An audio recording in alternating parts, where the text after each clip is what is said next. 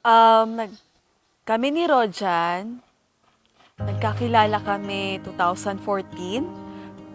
So, siya yung lumapit sa akin, pero nag-hesitate ako. Tapos, mahiyain siya. Parang hindi ko alam na may crush siya sa akin nun. Tapos, yung classmate ko ang nagsabi sa akin, Hoy, Kyla, may crush si Rojan sa'yo. Tapos, inignore ko lang. Si Rojan pa nun, payat pa nun. So, hindi ko alam kung ano yung background niya, hanggang sa nakipagkwentuhan. Tapos, yung sister ko, siya yung parang nag-watch out sa akin. Tapos, hanggang sa uwian. And then hanggang sa sumunod, nag-text si Rojan sa akin kung pwede daw kami mag-date. So, nag-blush ako, kinilig ako ng sobra. Hindi pa kasi ako ready nun kasi hindi ko alam kung bakit. I still do not understand. Tapos, still, yun pala, mahal pala ako ni Rojan. Every moment through ourselves,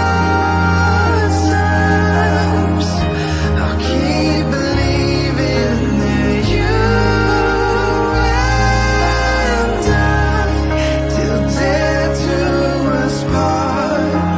You and my heart till the end of time. Three things will last forever: faith, hope, and love.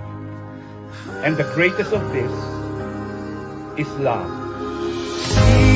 Seasons, they go fast and come slow.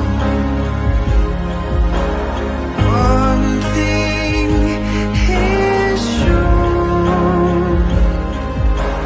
my heart is yours, and all Hanggang ngayon, magkasama pa rin kami. Ngayon na, kasal na namin. I'm so happy na mag-iisang dibdib na kami. And we will be having a new family in the future. So, I love you, Rojan!